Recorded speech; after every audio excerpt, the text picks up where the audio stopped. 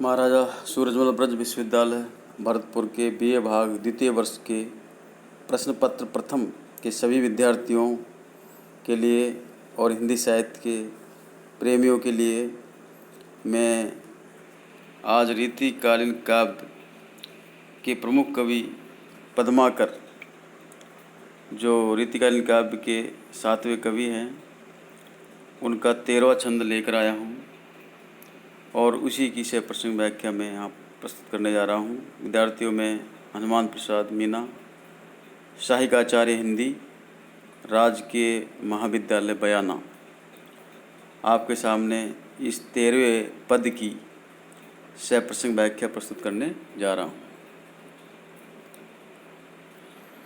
पहले पद को सुनेंगे।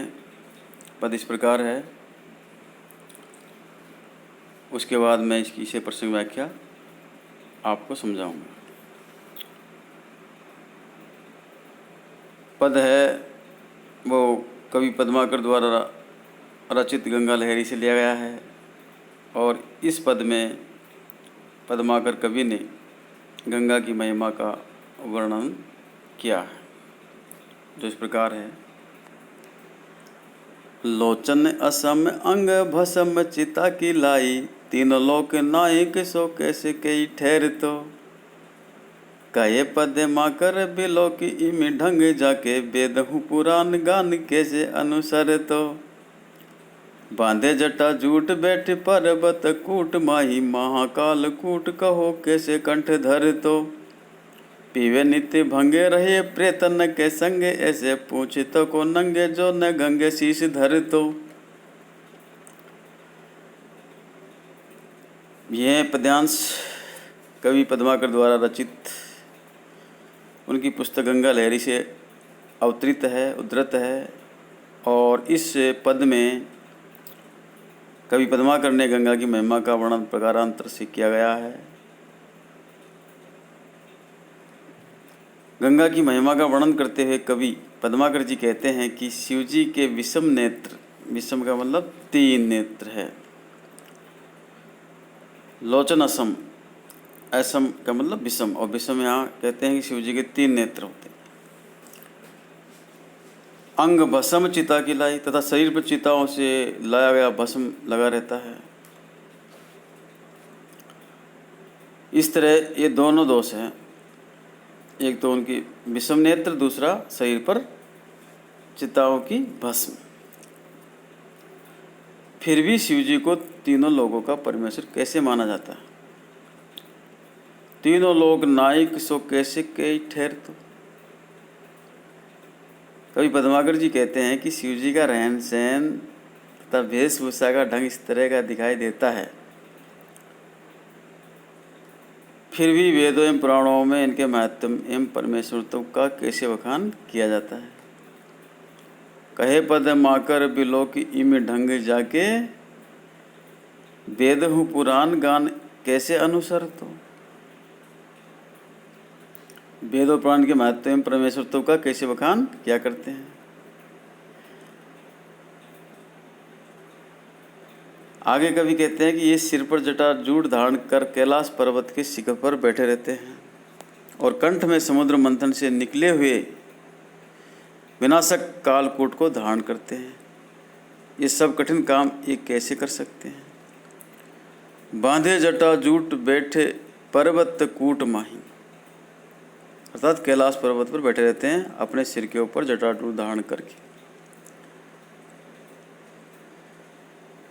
महाकाल कूट कही कैसे कंठ धर तो, और कंठ में समुद्र मंथन से निकले हुए विनाशक कालकूट को धारण करते हैं। ये सब कठिन काम ये कैसे कर सकते हैं, कैसे कंठ धर तो। ये प्रतिदिन भंग पीते हैं, प्रेतों के साथ रहते हैं, अर्थात इनमें ये दोष ही है। पीवे नित्य भंगे रहे प्रेतन के संग, ऐसे पूछते को नंगे जो न गंगे शीश धर तो। अर्थात इनमें ये दोष है कि ये प्रतिदिन भांग पीते हैं, प्रेतों के साथ रहते हैं। अतएव सदा नंगे रहने वाले शिव जी को कौन पूछता, क्योंकि ये दिगंबर है। तथा कौन इन्हें सम्मान देता यदि ये सिर पर गंगा को धारण नहीं करते। अर्थात इनकी महिमा है तो केवल अपने सिर पर गंगा को धारण करने से। आज ये है कि शिव जी ने सिर पर गंगा को धारण किया, इसी से इनका आदर सम्मान किया जाता है और इन्हें देवाधिदेव परमेश्वर माना जाता है। इनकी महिमा गंगा से है। त्रिनेत्र होना, विद्यार्थियों यहाँ पर शिव जी का त्रिनेत्र होना एक शरीर का दोष है। चिता की भस्म लगाना भी आचरण का दोष है। भूत प्रेतों के साथ रहना और भांग पीना भी अच्छा नहीं माना जाता है। इतने दोष होने पर भी वेद पुराणों में शिव जी की महिमा का बखान अनेक तरह से किया गया है। कवि की मान्यता है कि यह सब गंगा को सिर पर धारण करने से ही हुआ है।